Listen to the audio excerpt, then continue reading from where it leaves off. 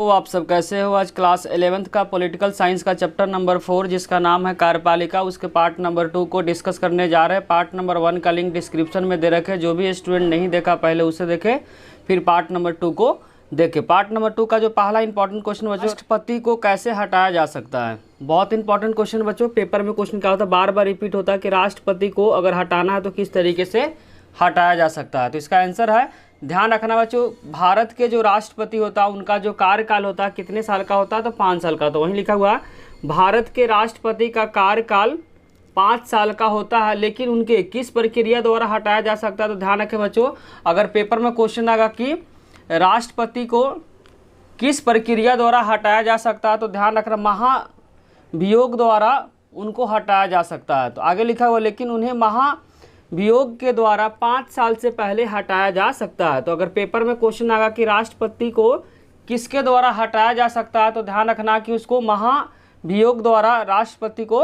हटाया जा सकता है। महाभियोग की प्रक्रिया संसद का कोई भी सदन, ध्यान रखें जो महाभियोग है वह कौन अप्लाई कर सकता है, तो ध्यान रखना कि महाभियोग की प्रक्रिया संसद का कोई भी सदन या तो राज्यसभा पारित कर सकता है या तो लोकसभा पारित कर सकता है। महाभियोग की प्रक्रिया संसद का कोई भी सदन राज्यसभा हो या लोकसभा शुरू कर सकता है। तो इसमें 2 पॉइंट ध्यान रखना है कि अगर पेपर में क्वेश्चन आया कि किस प्रक्रिया द्वारा, किस प्रोसेस द्वारा राष्ट्रपति को हटाया जा सकता है, तो ध्यान रखना कि महाभियोग की प्रक्रिया द्वारा राष्ट्रपति को हटाया जा सकता है। और यह ध्यान रखना कोई भी कर सकता है, कोई भी का मतलब हुआ संसद का कोई भी, लोकसभा या राज्यसभा दोनों में से कोई भी क्या कर सकता है, पारित कर सकता है। महाभियोग की प्रक्रिया संसद का, लोकसभा या राज्यसभा दोनों में से कोई भी क्या कर सकता है, शुरू कर सकता है। और महाभियोग का जो आधार होगा, महाभियोग का जो आधार होगा और राष्ट्रपति के द्वारा संविधान का अतिक्रमण, संविधान में जो चीज़ लिखा हुआ उसका अगर उल्लंघन करेगा उसी केस में महाभियोग लग सकता है। ध्यान का रखना बच्चों, जो महाभियोग की जो आधार है वो राष्ट्रपति के द्वारा संविधान का अगर अतिक्रमण हो, संविधान का अगर उल्लंघन करता है, उसी केस में क्या हो सकता है बच्चों, राष्ट्रपति के ऊपर महाभियोग की प्रक्रिया लगाया जा सकता है। बच्चों महाभियोग की प्रक्रिया किस तरीके से शुरुआत होती है उसको ध्यान से समझना है। सबसे पहले क्या होता है, राष्ट्रपति को 14 दिन पहले, जिस दिन महाभियोग लगने वाला है उससे 14 दिन पहले सूचना दे दिया जाता है। किसको, राष्ट्रपति को। और साथ साथ 1/4 जितना लोकसभा या राज्यसभा में जो सदस्यों की जो संख्या है उसका 1/4 भाग उस सदन के सदस्यों का हस्ताक्षर हो जो ये प्रक्रिया शुरू करना चाहता है। मतलब ये बोलना चाह रहे कि बच्चों लोकसभा हो या राज्यसभा, अभी थोड़ा देर पहले पढ़े थे कि जो महाभियोग की प्रक्रिया लोकसभा या राज्यसभा दोनों में से कोई भी शुरू कर सकता है। तो जो भी शुरू करेगा उसका 1/4 पार्ट सदस्यों का क्या होना चाहिए, हस्ताक्षर होना चाहिए। वही बात लिखा 1/4 भाग सदस्यों का हस्ताक्षर जो यह प्रक्रिया शुरू करना चाहता है। जो भी शुरू करना चाहता है, लोकसभा या राज्यसभा दोनों में से कोई भी अगर शुरू करना चाहता है तो 1/4 जो सदस्यों की जो संख्या है उस पर हस्ताक्षर होना चाहिए महाभियोग शुरू करने के लिए। तो ध्यान रखना महाभियोग शुरू करना जो भी चाहे लोकसभा या राज्यसभा, उसका 1/4 जो सदस्य है वह क्या होना चाहिए, हस्ताक्षर अगर करेगा तभी क्या होगा, महाभियोग की प्रक्रिया शुरू होगा। महाभियोग की प्रक्रिया शुरू करने के लिए लोकसभा या राज्यसभा का जो सदस्य होता है उसका 1/4 भाग क्या होना चाहिए, सदस्यों की जो हस्ताक्षर होगा, तभी महाभियोग की प्रक्रिया शुरू होगा।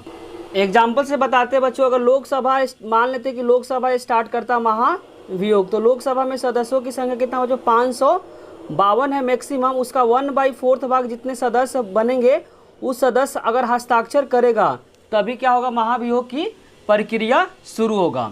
अगर राज्यसभा स्टार्ट करना चाहता है, राज्यसभा अगर महाभियोग की प्रक्रिया स्टार्ट करना चाहता है तो राज्यसभा में सदस्यों की संख्या कितना बच्चों, 250 है। तो 250 का अगर 1/4 पार्ट अगर सदस्य अगर साइन करेगा तभी क्या होगा, महाभियोग की प्रक्रिया शुरू होगा। उसके बाद क्या होता है, महाभियोग प्रस्ताव तभी पास हो सकता है जब सदन का कुल सदस्यों की संख्या 2/3 बहुमत प्राप्त हो।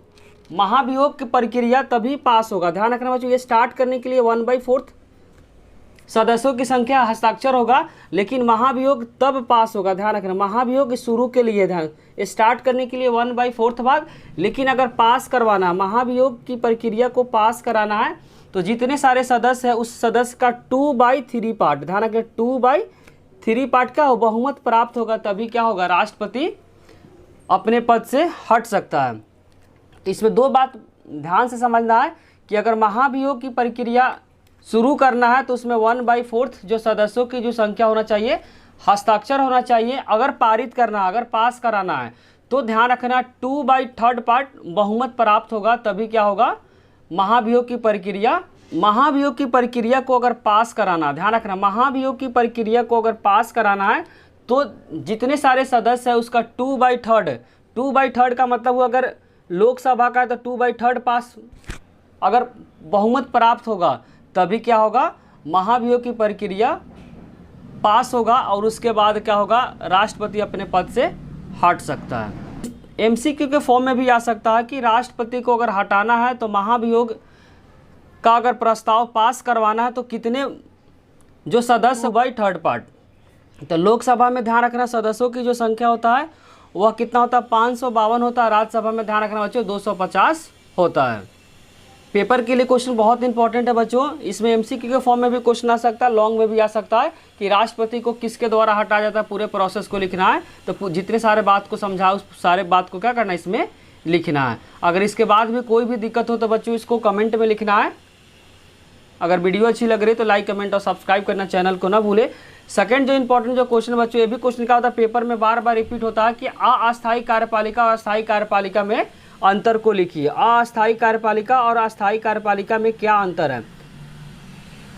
तो ध्यान रखना कि जो अस्थायी जो कार्यपालिका होता है, जितने सारे बच्चों मंत्री परिषद होते हैं, जो प्रधानमंत्री होते हैं वह अस्थायी कार्यपालिका के अंदर होते हैं, और जो अस्थायी कार्यपालिका होते हैं उसमें आईएएस और आईपीएस ऑफिसर इसके अंदर आते हैं। किसके अंदर बच्चों, अस्थायी कार्यपालिका के अंदर आते हैं। अस्थायी कार्यपालिका के अंदर क्या बताते हैं, मंत्री परिषद और प्रधानमंत्री जितने सारे किसके अंदर आते हैं, अस्थायी कार्यपालिका के अंदर आते हैं। अब इसी पॉइंट को समझकर स्टार्ट करते हैं। पहले अस्थायी के बारे में बताएंगे, उसके बाद अस्थायी के बारे में बताएंगे। पहला का अस्थायी कार्यपालिका, एक विशिष्ट अवधि के लिए लोगों द्वारा चुने जाते हैं। जैसे कि प्रधानमंत्री को एक विशिष्ट अवधि का मतलब पूरे साल तक, पूरे वर्ष तक नहीं रहते, सिर्फ 5 वर्षों के लिए क्या चुने जाते हैं।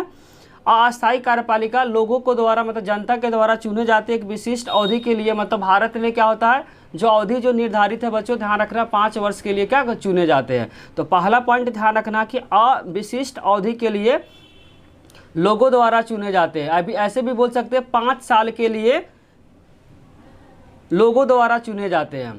जैसे कि इसमें एग्जाम्पल में हो गया प्रधानमंत्री हो गया, मंत्री परिषद, राजनीतिक जो नेता होते हैं सब इन्हीं के अंदर आते हैं। किसके अंदर, अस्थायी कार्यपालिका के अंदर।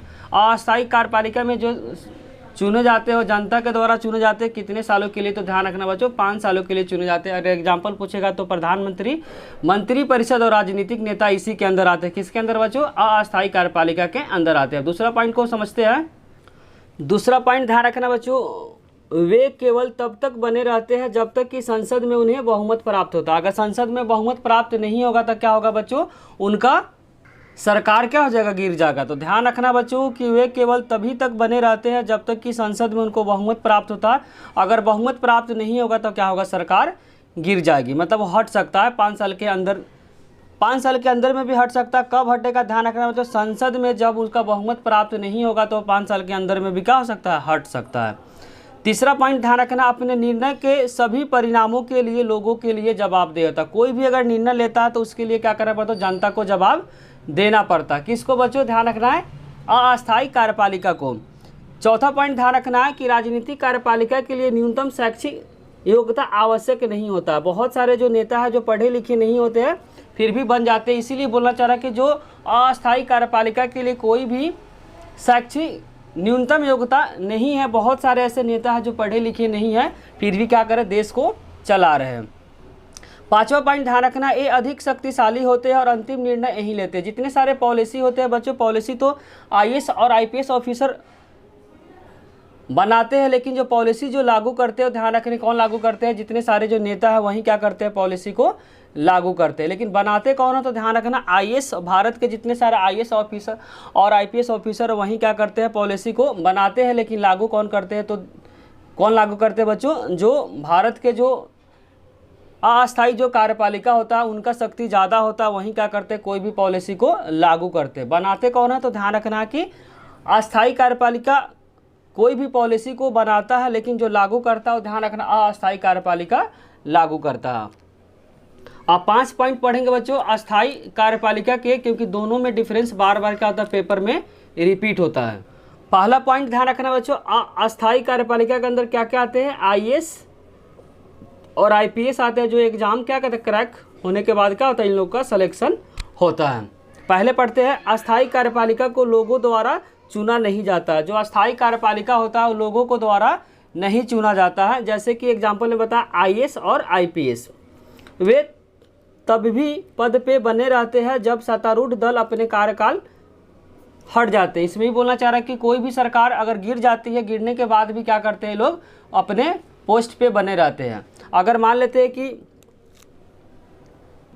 गठबंधन की सरकार है, अगर सरकार गिर भी जाती है, बहुमत प्राप्त नहीं होता, सरकार गिर भी जाती है, फिर भी ये लोग क्या करते हैं, अपने पोस्ट पे बने रहते हैं, मतलब इनको कोई भी हटा नहीं सकता। लेकिन सरकार गिरने के बाद भी, दूसरा पॉइंट में ही बोलना चाह रहा, सरकार गिरने के बाद भी ये लोग अपने पोस्ट पे क्या रहते हैं, बने रहते हैं। तीसरा पॉइंट है, ये लोगों को प्रति जवाबदेह नहीं होते। ये लोग जो होते हैं आईएएस और आईपीएस ऑफिसर होते हैं, जो अस्थायी कार्यपालिका होते हैं, ये लोगों के प्रति जवाबदेह नहीं होते हैं। और चौथा पॉइंट ध्यान रखना, अस्थायी कार्यपालिका के न्यूनतम शैक्षणिक योग्यता होता है। जैसे कि इसमें ग्रेजुएशन अगर पास होने के बाद ही क्या कर सकते हैं, आईएएस और आईपीएस का फॉर्म भर सकते हैं। इसीलिए बोलना चाह रहा है कि अस्थायी कार्यपालिका के लिए न्यूनतम शैक्षिक योग्यता है, जबकि अस्थायी के लिए ऐसा कुछ नहीं है। तो ध्यान रखना कि अस्थायी कार्यपालिका के लिए जो न्यूनतम शैक्षणिक योग्यता है क्या बच्चों, ग्रेजुएशन है। ध्यान क्या रखना कि ग्रेजुएशन होता है। और पांचवा पॉइंट ध्यान रखना, एक कम शक्तिशाली होते हैं। ध्यान रखना बच्चों क्या होते हैं, कम शक्तिशाली होते हैं। अधिक शक्तिशाली कौन होते हैं, अस्थायी कार्यपालिका। इसके बजाय वे राजनीतिक कार्यपालिका को सिंपल क्या करते हैं, सहायता को प्रदान करते हैं। ये कम शक्तिशाली होते हैं और इसके बजाय भी क्या करते हैं, जो अस्थायी कार्यपालिका को क्या करते हैं, सहायता को प्रदान करते हैं। पांचों पॉइंट को बच्चों अच्छे से लिखिए और याद करें, क्योंकि पेपर में क्वेश्चन बार बार रिपीट होता है, तो पांचों पॉइंट को क्या करना है, पेपर में लिखना है। अगर बच्चों वीडियो अच्छी लग रही हो तो लाइक, कमेंट और सब्सक्राइब करना चैनल को ना भूले। क्वेश्चन नंबर 3 को डिस्कस करेंगे। तीसरा इंपॉर्टेंट क्वेश्चन है बच्चों, क्या राष्ट्रपति मंत्री परिषद के सलाह मानने के लिए बाद का मतलब मजबूर होता है। ध्यान रखना, बाद का मतलब क्या था बच्चों, मजबूर होता है।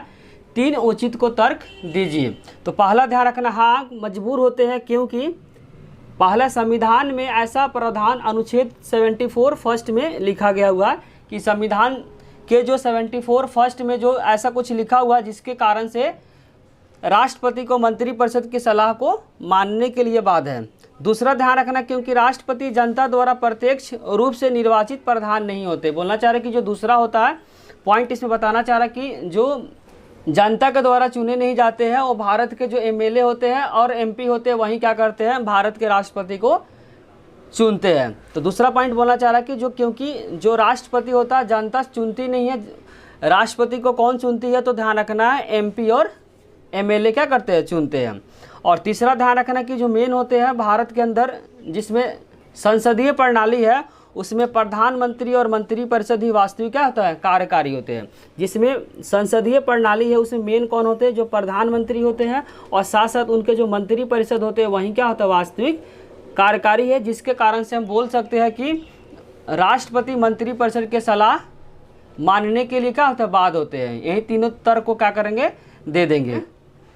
क्वेश्चन नंबर 4 में बच्चों गिवन है, आमतौर पे देखा गया कि संसदीय कार्यपालिका वाले देशों में प्रधानमंत्री बहुत ताकतवर होते हैं, ऐसा से होता है। कारण को क्या करना है, बताना है। तो पहला कारण बताएंगे कि मंत्रिपरिषद पे क्या होता है, उनका पूरा नियंत्रण होता है। किनका बच्चों, प्रधानमंत्री का। पहला पॉइंट ध्यान रखना कि मंत्रिपरिषद पे क्या होता है, नियंत्रण होता है। साथ साथ लोकसभा का नेतृत्व कौन करता है, तो ध्यान रखना लोकसभा का जो नेतृत्व करते हैं वो भारत के जो प्रधानमंत्री होते हैं वहीं क्या करते हैं, लोकसभा का नेतृत्व करते हैं। साथ साथ तीसरा पॉइंट ध्यान रखना, अधिकारी वर्ग का क्या करते हैं, नियंत्रण करते हैं। जितने सारे अधिकारी वर्ग है उनका नियंत्रण कौन करते हैं, तो ध्यान रखना कि भारत के जो राष्ट्रपति होते हैं वहीं क्या करते हैं, नियंत्रण करते हैं। चौथा पॉइंट को ध्यान रखना कि जो प्रधानमंत्री होते हैं वो मीडिया तक क्या होता है, उनकी पहुँच होती है। चौथा पॉइंट क्या ध्यान रखना कि जो भारत के जो प्रधानमंत्री होते हैं उनके मीडिया तक क्या होती है, पहुँच होती है। पाँचवा पॉइंट ध्यान रखना कि चुनाव के दौरान उसके व्यक्तिगत का उभार होता है। जब चुनाव होता है तो पर्सनली क्या करते हैं, जनता उनको जानती है। कब जानती है? चुनाव के दौरान उनके व्यक्तिगत का उभार का मतलब पहचान होता है। जब भी बच्चों चुनाव होता है उसके बाद व्यक्तिगत उभार होता है, व्यक्तिगत क्या होती है? उनकी पहचान होती है।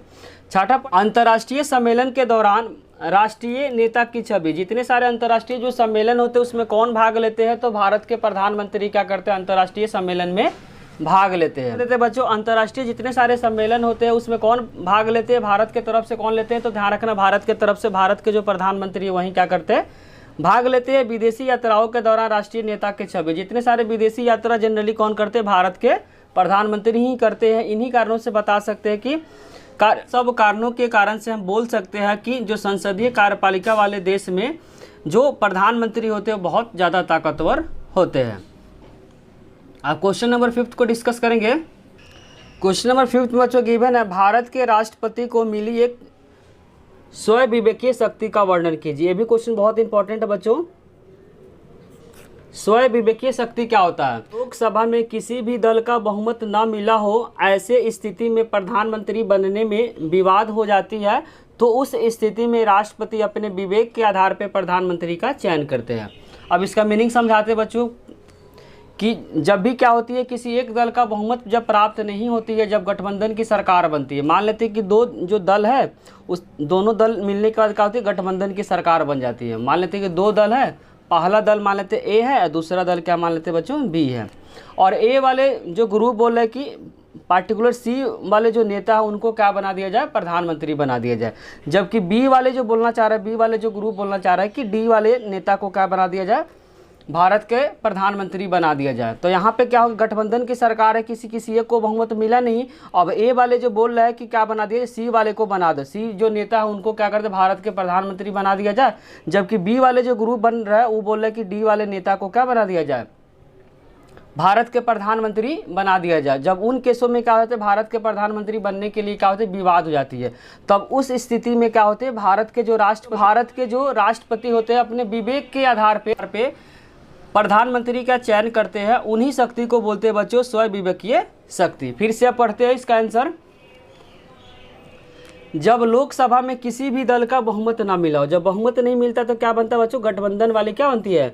सरकार बनती है। वहीं बोलना चाह रहा है, जब लोकसभा में किसी भी दल को बहुमत ना मिले, ऐसे स्थिति में प्रधानमंत्री बनने में विवाद हो जाती है। क्योंकि दूसरी पार्टी बोलते किसी और को प्रधानमंत्री बनाने के लिए बोल देते हैं, या दूसरा जो बोलते हैं किसी और को प्रधानमंत्री बनने के लिए क्या होता है? विवाद हो जाता है। तब उस स्थिति में भारत के जो प्रधानमंत्री बनने में क्या होता है? विवाद हो जाता है। वहीं बोलना चाह रहा है, ऐसे स्थिति में प्रधानमंत्री बनने में क्या होता है? विवाद हो जाती है।